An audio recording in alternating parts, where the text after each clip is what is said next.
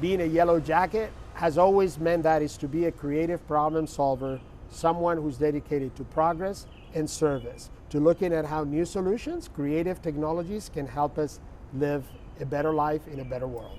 What better world to imagine on this Earth Day than one where our planet continues to thrive? Georgia Tech has been at the forefront of sustainability since the 1990s, and this month it released its Climate Action Plan, a framework helping the campus become more sustainable in the decades to come. When you were going through the process of developing that, how wide was the net of different experts that you pulled in from the Institute to come up with that plan?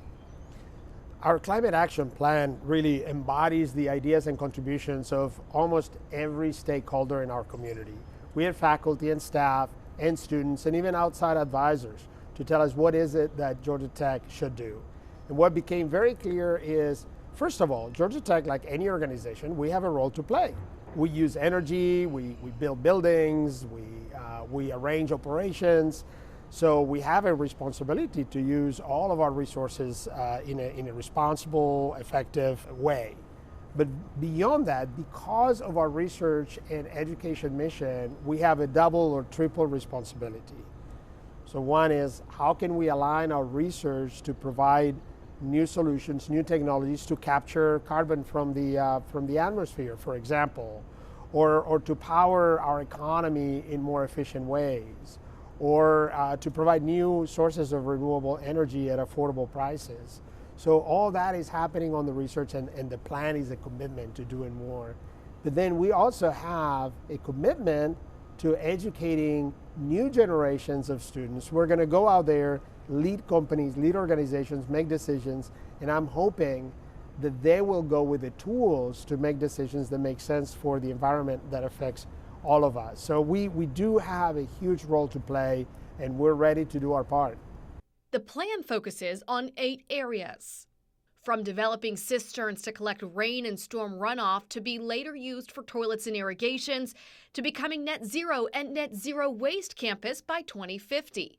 Big goals for critical change. Some of the plan has already been tested here at the state's first building deemed Living Certified, the Kendeda building. This building produces more energy than it consumes through a canopy of solar panels above us. It collects rainwater, it processes its own water. It could almost be pulled out of the grid. The city of Atlanta faces many challenges in a warmer world. One, curbing the urban heat island effect. Georgia Tech has done this over the last decade with its new Eco Commons, once home to heat-absorbing asphalt. And it's a great experiment in how you can take a piece of urban space, which most of this was just a surface parking just 10 years ago, and rebuild an original or something close to the original ecosystem. So we've actually reproduced the original topography of the space, brought back plants, trees, bushes, grasses that are original to the Piedmont forest. And really what we're noticing, not only we're making a contribution, hopefully, to climate and carbon sequestration, but we're now seeing insects, we're seeing birds that had not been seen on campus for years. So we've proven that you can really heal ecosystems inside of a city. It's very cool. Georgia Tech leaders are also involved in developing the state's first climate action plan, with part of the funding available from the Inflation Reduction Act. President Cabrera hopes the framework they've laid here on campus can be implemented at a larger scale.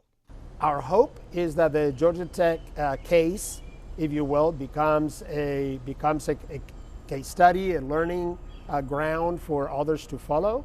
We're really hoping that Georgia Tech can become a lab where we can experiment with solutions that can be extended to other places. And I'm really excited about the role that Georgia can play in this movement towards finding more efficient and cleaner sources of energy.